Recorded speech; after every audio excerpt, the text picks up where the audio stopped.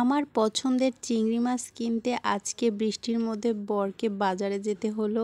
সে তো একদমই নাজেহাল অবস্থা হয়ে গেছে, কারণ চারিদিকে অনেক বৃষ্টি আর বাজার করতে করতেই তাকে নাকি বৃষ্টিতে ধরেছিল। Hello everyone, welcome back to my page Anabia vlogs. আমি আনাবিয়ার আম্মু বলছি।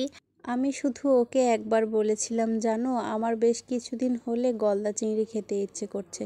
ও সকাল সকাল উঠেই বাজারে যাওয়ার জন্য প্রস্তুত। আমি বললাম যে না, এখন যাওয়ার দরকার নেই, বৃষ্টি হচ্ছে বাহিরে। জীবনটা একদম শেষ হয়ে গেল। আর ও মজা করে বলছিল যে তোমার জন্যই আমার বাজার করতে হয়, এই জন্য আমার জীবনটা একদম শেষ হয়ে গেল। আপনাদের ভাইয়া কিন্তু আমার সাথে সব সময় এরকম মজা করে।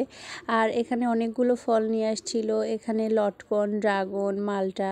লটকন কিন্তু আবার আপনাদের ভাইয়ার খুবই পছন্দের একটি ফল।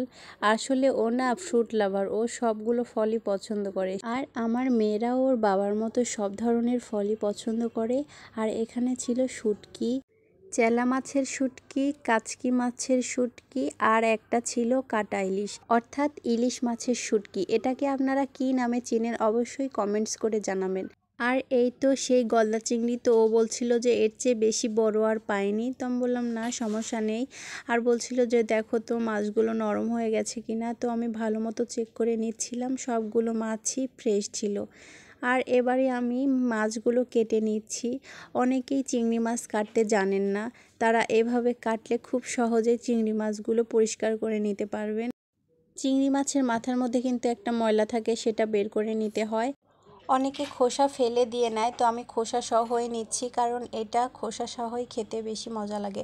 আর এই লেজের এখানে একটা ছোট্ট কালো চিকন রগ থাকে, সেটাও বের করে নিতে হয়। এভাবে করে সবগুলো চিংড়ি মাছ ভালো করে কেটে ধুয়ে পরিষ্কার করে নিয়েছি। আর তারপরে এখন চলে যাচ্ছি রান্না করতে। আজকে আমি চিংড়ি মাছের দো পেঁয়াজা রান্না করব। তার জন্য আমি অনেকগুলো পেঁয়াজ কুচি করে নিয়েছিলাম। আর তারপরে পেঁয়াজটা হালকা করে ভেজে নিয়ে এর মধ্যে দিয়ে দিচ্ছি সামান্য পরিমাণে পানি। আর তারপরে দিয়ে দিচ্ছি এখানে কিছুটা সর্ষে বাটা। প্রয়োজনীয় গুঁড়া মশলা দিয়ে দিতে হবে। এখানে আমি মরিচের গুঁড়া, হলুদের গুঁড়া আর স্বাদ মতো লবণ দিয়ে দিচ্ছি। আর তারপরে এটাকে ভালো মতো কষিয়ে নিতে হবে। এই তো একদম কষানো শেষ হয়ে গেছে। আর আগে থেকে আমি চিংড়ি মাছ ভেজে নিয়েছিলাম, কারণ চিংড়ি মাছ একটু ভেজে নিলে বেশি ভালো হয়।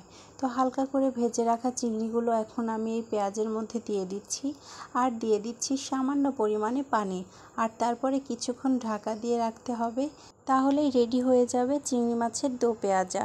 চিংড়ি মাছের দো পেঁয়াজা আমার খুবই পছন্দের একটি খাবার। তো আজকের এই ভিডিওটি ভালো লাগলে অবশ্যই লাইক, কমেন্টস এবং বেশি বেশি করে শেয়ার করবেন। দেখা হবে আরও একটি নতুন ভিডিওতে। ততক্ষণ পর্যন্ত সবাই অনেক ভালো থাকেন। আল্লাহ হাফেজ, আসসালামু আলাইকুম।